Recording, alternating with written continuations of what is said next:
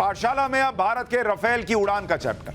क्या चीन की अकड़ को कम करने के लिए मोदी ने राफेल से चीन पर हमले की तैयारी शुरू कर दी है? क्या अब मोदी का इंडिया चीन को घर में घुसकर ठोकने वाला है? बड़ा इंपॉर्टेंट चैप्टर है, देखिए।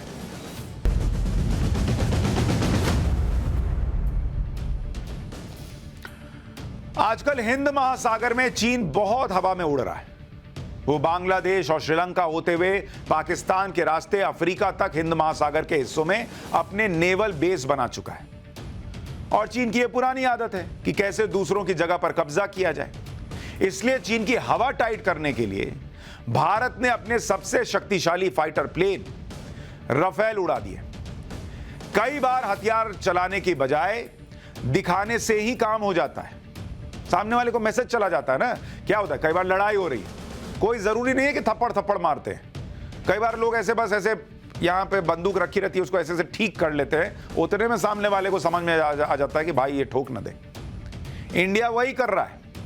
हिंद महासागर में जहां चीन बहुत फुदक रहा था, भारत के राफेल को देखकर चीन को समझ आ गया कि वो अब कोई गड़बड़ करेगा तो भारत का राफेल चीन का गर्दा उड़ा देगा। वैसे भी चीन जानता है कि उसका सबसे advance fighter plane J-20 Rafale के सामने कुछ नहीं है भाई, खत्म मामला है। अगर चीन को सबक सिखाने की स्थिति आ गई तो चीन का J-20 जब तक रनवे पर पहुंचेगा तब तक राफेल बम गिराकर गायब हो जाएगा। तुम देखते ही रह जाओगे। हिंद महासागर में लगातार बढ़ती चीन की ताकत को जवाब देने के लिए कुछ दिन पहले भारतीय वायुसेना के 4 राफेल फाइटर प्लेन ने उड़ान भरी। देखिए मोदी सरकार ने क्या किया है। 4 राफेल उड़कर पहुंच गए हिंद महासागर।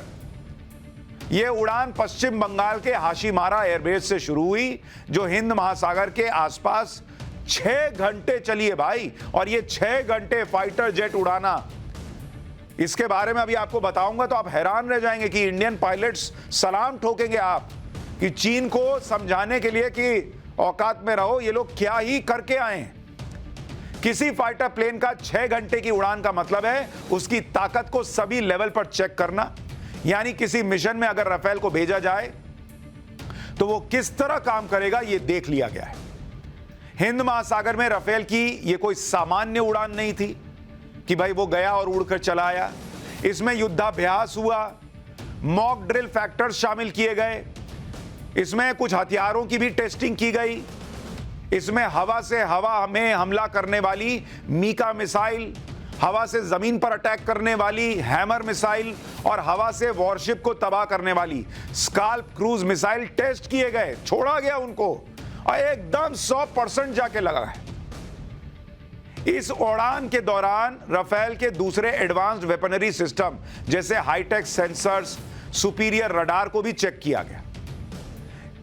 इतना ही नहीं, इसके बीच में कुछ लड़ाकू विमान भी आए जिससे राफेल बचते बचाते जो है वो निकला। वो अपने ही लड़ाकू विमान थे, लेकिन माहौल अगर लड़ाई का रहेगा तो राफेल को कैसे परफॉर्म करना है, उस तरह के माहौल में प्रैक्टिस हुई है भाई। यानी दुश्मन के हमले के दौरान राफेल खुद को किस तरह बचाएगा, ये सारे फीचर्स चेक किए गए। 6 घंटे की उड़ान के टारगेट को पूरा करने के बाद चारों राफेल अपने बेस स्टेशन पर वापस लौट आए। लेकिन जब ये वापस लौटे तब तक चीन की नींद उड़ चुकी थी, क्योंकि 6 घंटे फाइटर प्लेन उड़ाना, राफेल जैसा फाइटर प्लेन उड़ाना, यह अपने आप में बहुत बड़ी बात है।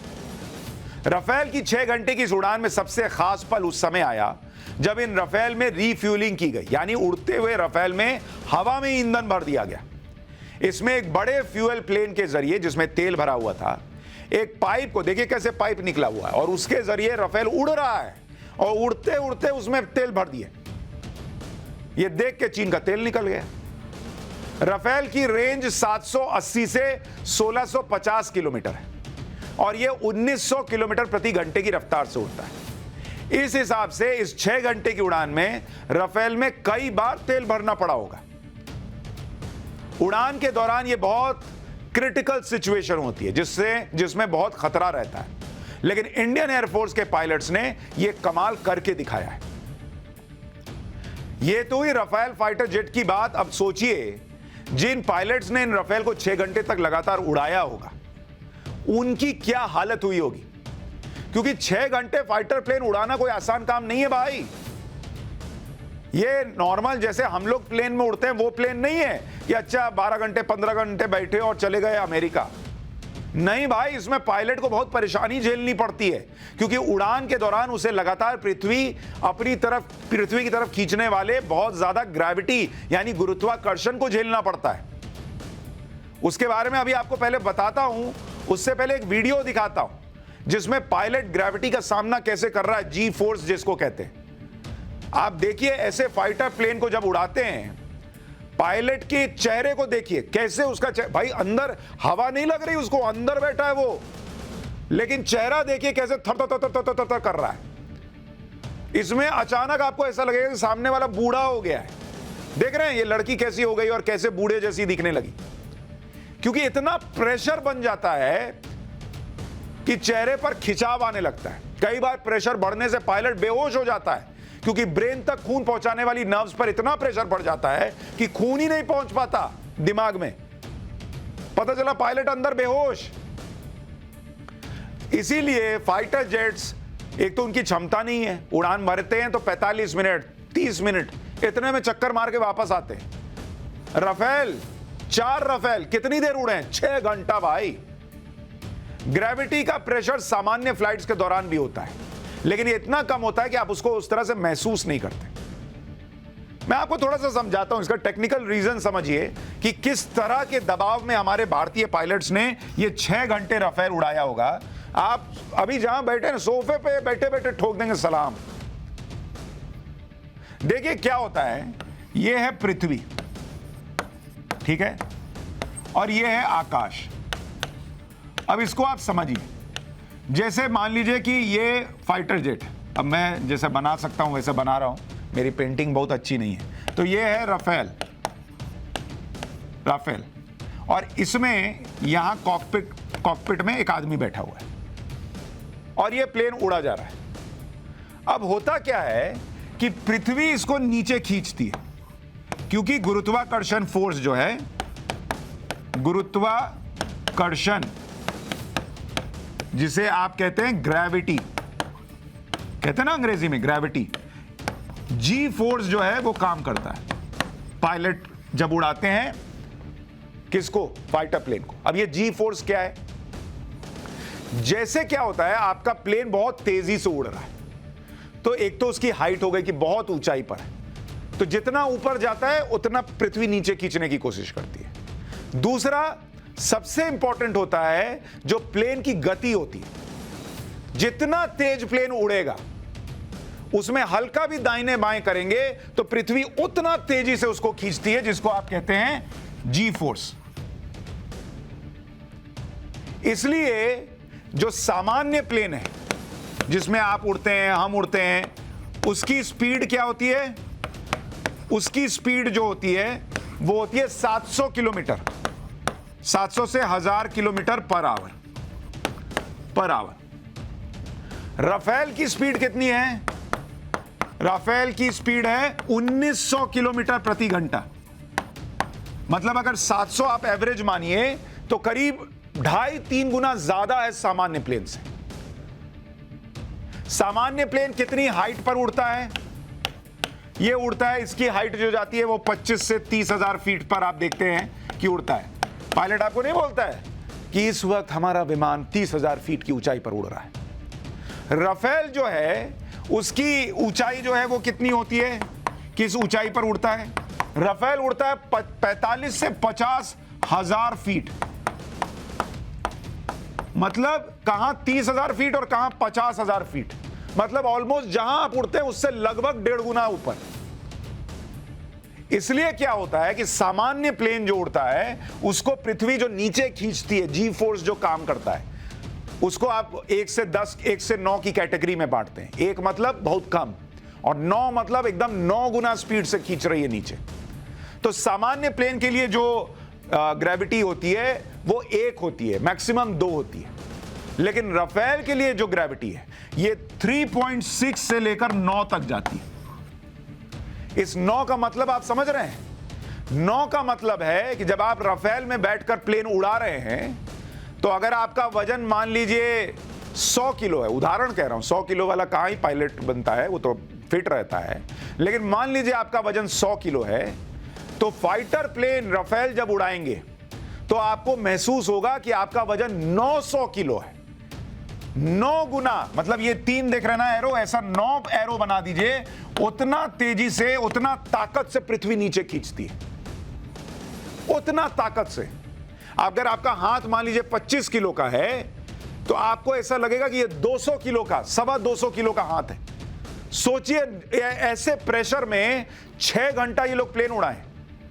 आप सोचिए मैं इस पेन से लिख रहा हूं और मेरा हाथ मान लीजिए 25 किलो का है, 10 किलो का है, 20 किलो का है, जितने भी किलो का है, इसको मान लीजिए 10 किलो ही रख लीजिए, इसको 90 किलो का हाथ हो जाए तो ऐसे पकड़ के लिखना पड़ेगा ना कि यहां पे देखिए ऐसा हो रहा है, ऐसे ऐसे करना पड़ेगा। वहां प्लेन उड़ाने वाले फाइटर जो हैं, फाइटर प्लेन उड़ाने वाले पायलट, वो ऐसे हाथ पकड़ के थोड़ी करते हैं, वो ऐसे पकड़े रहते हैं और चला रहे होते हैं।